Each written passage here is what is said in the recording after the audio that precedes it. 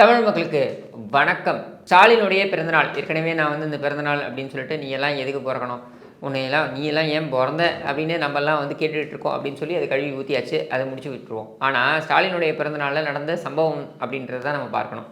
அதாவது இந்த உடன்பிறப்புகளான உளுத்தம்பருப்புகள் இவர்கள் பல்வேறு வேடங்கள்லாம் தரித்து பல்வேறு குரலி வித்தையெல்லாம் அங்கே காட்டுவாங்க அப்படின்றது நம்ம எல்லாருக்குமே தெரியும். ஆனால் இங்கே ஒரு குரூப் வந்திருக்கு. இந்த வீடியோவை மட்டும் பாருங்கள். இந்த வீடியோவில் ஒரு சிங்கத்தை எடுத்துகிட்டு வராங்க. அது சிங்கம் ஒரு பொம்மை, சரியா? ஏன்னா பொம்மைக்கு பொம்மையை தானே பரிசாக கொடுக்கணும். அதனால் இந்த சிங்கத்தை பரிசாக கொடுக்குறார்கள். இந்த சிங்கம் பொம்மையை இந்த அசிங்கத்துக்கு பரிசாக கொடுக்குறார்கள் அப்படின்ற நிலையில் இதை எடுத்துகிட்டு வராங்க. இதை எடுத்துகிட்டு வர்றது யாருன்னு பார்த்தீங்கன்னாக்க இவர் இந்த சார்வாள். ஏன்னா இவங்களெல்லாம் சார்வாள் சார் அப்படின்னு தான் கூப்பிடணும். இந்த சார்வாள் யாருன்னா திருவண்ணாமலையில் திருவண்ணாமலை கோவிலில் ஒரு பெண் காவல் அதிகாரியை கன்னத்தில் அறைந்தவர். கன்னத்தில் அறைந்த காரணத்தினால அவர் மீது வழக்கு பதியப்பட்டு முன்ஜாமீனில் வெளியே வந்தவர் அல்லது ஜாமீன் வாங்கி வெளியே வந்தவர் அப்படின்ற ஒரு நிலையில் அவரை காவல்துறையை தன்னுடைய கட்டுப்பாட்டில் வைத்திருக்கின்ற முதலமைச்சர் ஆரத்தழுவி வரவேற்கிறார். அப்படின்னா இந்த நிர்வாகம் எத்தகையதாக இருக்கிறது, யாருக்காக இருக்கிறது அப்படின்றத நீங்கள் இதிலிருந்தே புரிஞ்சுக்கலாம். அதாவது ஒரு காவல்துறை அதிகாரி என்பவர் மீது நமக்கு இருக்க வேண்டியது பயம் கிடையாது, நமக்கு இருக்க வேண்டியது மதிப்பு. அந்த மதிப்பு என்பது இந்த காவல்துறை அதிகாரிகள் மீது இல்லாமல் போனது இந்த ஆட்சியில்தான். இரண்டு காரணங்களுக்காக அந்த மதிப்பு இல்லாமல் போனது. ஒன்று, ஆளும் தரப்பு அவர்களை மதிப்பதில்லை. இன்னொன்று, ஆளும் தரப்பு அவர்களுக்கு எதிராக கருத்து தெரிவிப்பவர்கள் மீது பாய்ச்சுவது. இது ரெண்டுமே காவல்துறையுடைய மதிப்பை இழப்பதற்கு காரணமாக இருக்கிறது அப்படின்றத நம்மளால் பார்க்க முடிகிறது.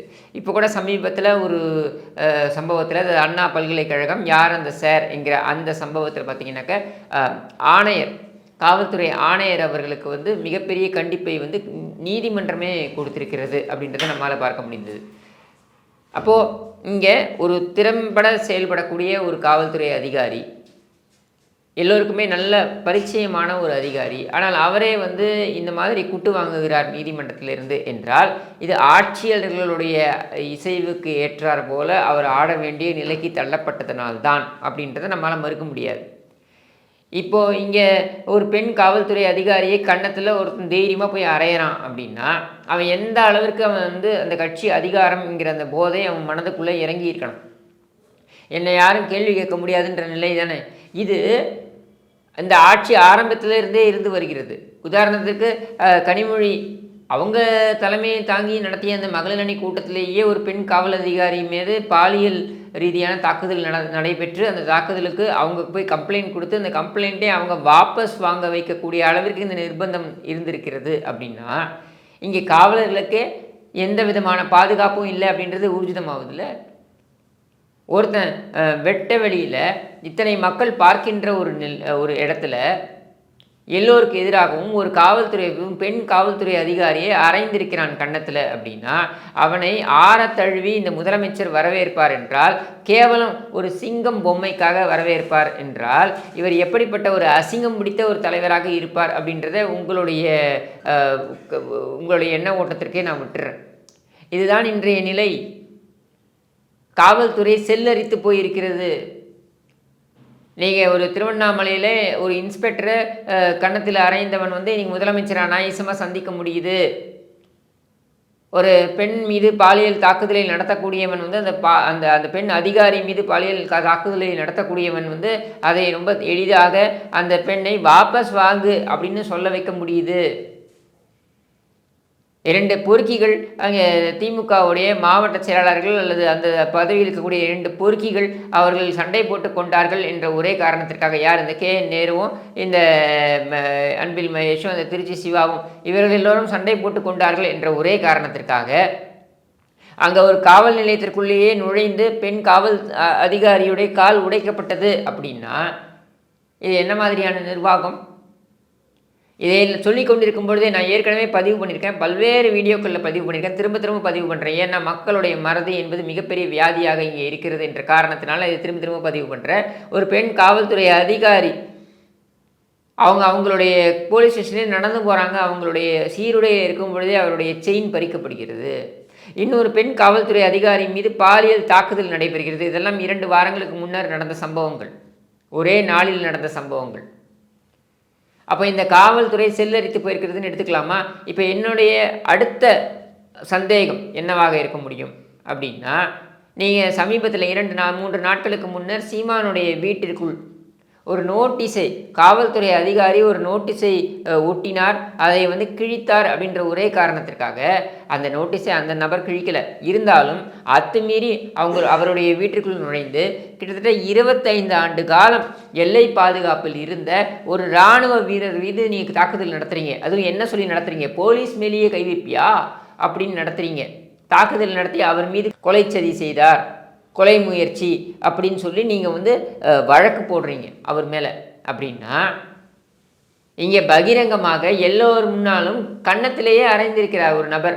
அவர் அந்த சிங்கத்தை எடுத்துக்கிட்டு அவ்வளோ இதுவாக துணிச்சலாக நடந்து வர்றார். யார்? சிஎம்முடைய வீட்டிற்கே நடந்து வரார். அதுவும் எப்படி? அவருடைய பிறந்த நாளுக்கு நடந்து வரார். அதுவும் சிஎம் அந்த போலீஸ் டிபார்ட்மெண்ட்டை தன் கையில் வைத்திருக்கிறார் என்றால், இராணுவ அதிகாரியை நீங்கள் கேவலப்படுத்தி அவர் எந்த தவறும் செய்யவில்லை என்றாலும் கூட கேவலப்படுத்தக்கூடிய இந்த காவல்துறை குறைந்தபட்ச ரோஷம் இருக்கும் என்றால் இந்த நபரை நீங்கள் செம்மையாக கவனித்திருக்க வேண்டாமா? உங்களால் கவனிக்க முடியாது. ஏன்னா முதலமைச்சரே அவரை போற்றி வரவேற்கிறாருங்கிற பொழுது நீங்கள் எப்படி கவனிப்பீங்க? அப்போ இதுதான் இன்றைய காவல்துறையுடைய ஒரு நிலைப்பாடாக இருக்கிறது. ஒரு கண்ணில் வெண்ணையும் ஒரு கண்ணில் சுண்ணாம்பும் அப்படின்றது இந்த காவல்துறையுடைய நிலைப்பாடாக இருக்கிறது அப்படின்றத மறுக்க முடியுமா? அப்போ இந்த காவல்துறை அதிகாரிகளுக்கு என்று மரியாதை எங்கேயுமே கிடைக்காது அப்படின்றத எடுத்துக்கலாமா? இவர்களுக்கு மரியாதை கிடைக்காது, இந்த ஆட்சியாளர்களிடமிருந்து மரியாதை கிடைக்காது என்ற கோபத்தை இவர்கள் யார் மீது காண்பிக்கிறார்கள்? இந்த மாதிரி இராணுவ வீரர் மீதும். ஏன் அத்துமீறி என் வீட்டுக்குள்ளே வரீங்க, என்னுடைய ஓனர் வீட்டுக்குள்ளே நீங்கள் ஏன் அத்துமீறி வரீங்க அப்படின்னு கேட்பதற்கான உரிமை அந்த இராணுவ வீரருக்கு இல்லையா? முன்னாள் இராணுவ வீரருக்கு இல்லையா? நான் ஒரு இராணுவ வீரன் என்று அவன் சொல்லும் பொழுது அவனை வந்து நீ எவனா இருந்தால் என்னடா ஏறுறா வண்டியில் அப்படின்னு நீங்கள் சொல்கிறீங்க. அப்படின்னா ஏன் இந்த பொறுக்கி, இந்த தெரு பொறுக்கி திமுகவில் இருக்கிறான்ற ஒரே காரணத்திற்காக, அவன் ஆளும் கட்சியில் இருக்கிறான்ற ஒரே காரணத்திற்காக வாய் மூடி இருப்பீர்களா? நீங்கள் எல்லாம் எதற்காக அந்த யூனிஃபார்ம் போடணும்? அவர் மீது நீங்கள் வந்து இந்த கொலை முயற்சி வழக்கு வரைக்கும் போட்ட முடிஞ்ச உங்களால் ஏன் இவனை வந்து வெளியில் விட்டீங்க? இந்த மாதிரி உங்களால் குறைந்தபட்சம் உங்களோட கமிஷனராலையும் உங்களோட டிஜிபியாலையும் முதலமைச்சரிடம் சென்று, ஏன்னா இன்டெலிஜென்ஸை மீறி யாரும் அங்கே வந்துட முடியாது. முதலமைச்சருடைய இல்லத்திற்குள்ள அல்லது முதலமைச்சர் இருக்கக்கூடிய இடத்திற்கு இன்டெலிஜென்ஸை மீறி, உளவுத்துறையை மீறி யாரும் வர முடியாது. குறைந்தபட்சம் இந்த உளவுத்துறை சொல்லியிருக்க வேண்டாமா? ஏங்க இவன் வந்து இந்த வழக்கில் இருக்காங்க, வெயிலில் இருக்காங்க, இவனை வந்து நீங்கள் சந்திச்சிங்கன்னா நல்லா இருக்காதுங்க, நீங்கள் அந்த துறையை வச்சுருக்கீங்க, இது காவல்துறைக்கே இழுக்கு அப்படின்னு சொல்கிறதுக்கு கூட உங்களுக்கு மனம் வரவில்லையா? அப்போ காவல்துறையினரை எப்படி வேண்டுமானாலும் நடத்தலாம் ஆளுங்கட்சியினர், எவ்வளவு கேவலமாக வேண்டுமானாலும் நடத்தலாம் ஆளுங்கட்சியினர். அவர்கள் மீது காண்பிக்க முடியாத கோபத்தை ஆளுங்கட்சியினர் யார் மீது ஏவி விடுகிறார்களோ அவர்கள் மீது காண்பிப்பீர்களா? இதை தட்டி கேட்டால் எங்கள் மீதெல்லாம் வழக்கு போடுவீர்களா?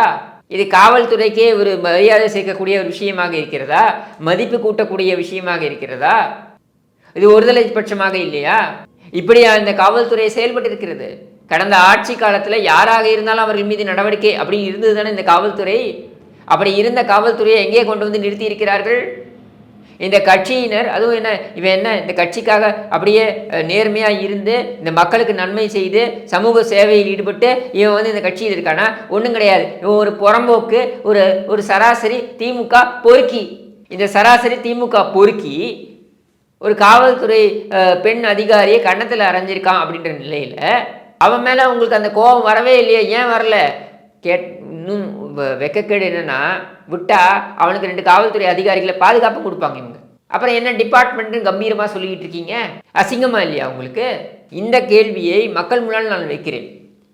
எப்படி இவங்க வந்து இந்த காவல்துறை செயல்படுகிறதுன்னு பாருங்கள். அவங்களுக்கு, அதாவது நான் வந்து மக்களுக்காக பேசலை, எனக்காக பேசலை. என் மீது வழக்கு போடுங்க, என் மீது நீங்கள் வந்து புகார் கொடுங்க, வாங்கிக்கோங்க, என் மீது வழக்கு போடுங்க, என்ன தூக்கிட்டு போய் உள்ள வைங்க. இது 2 வாட்டி வச்சுட்டீங்க, 3வது வாட்டி வச்சாலும் நான் அதை அனுபவிச்சு தான் ஆகணும். என் தலைவிதி அப்படி இருந்ததுன்னா நான் அனுபவிச்சு தான் ஆகணும், அது வேறு விஷயம். ஆனால் இன்றைக்கு நான் பேசி கொண்டிருப்பது காவல்துறையின் மாண்பை பற்றி, காவல்துறையின் நன்மதிப்பை பற்றி, காவல்துறையின் சுயமரியாதையை பற்றி உங்களுக்காக நான் பேசுகிறேன், உங்களுக்காக நான் கேட்குறேன். இந்த குறைந்தபட்ச மரியாதையை கூட, சுயமரியாதையை கூட நீங்கள் தற்காத்து கொள்ள மாட்டீர்களா அப்படின்ற கேள்வி வருது. அப்போது இங்கே ஒரு திருவண்ணாமலையில் இருக்கக்கூடிய ஒரு பெண் காவல்துறை அதிகாரியிலிருந்து ஆரம்பித்து ஒரு ஏடிஜிபி வரைக்கும் பாதுகாப்பு இல்லாத ஒரு சூழல் இருக்கிறது. இந்த துறையை வைத்திருக்கின்ற முதலமைச்சர் வெட்கமே இல்லாமல் இந்த அதிகாரிகள் மீது தாக்குதல் நடத்திய கட்சியினரிடமிருந்து பரிசுகளை பெற்றுக்கொண்டு அவர்களை ஆறத் தழுவுகிறார் என்றால் இது ஒரு நிர்வாகமா? இது ஒரு ஆட்சியா? இவரெல்லாம் ஒரு முதலமைச்சரா? இதை காவல்துறை அதிகாரிகளிடம் நான் கேட்கிறேன் என்று கூறி விடைபெறுகிறேன். நன்றி, வணக்கம்.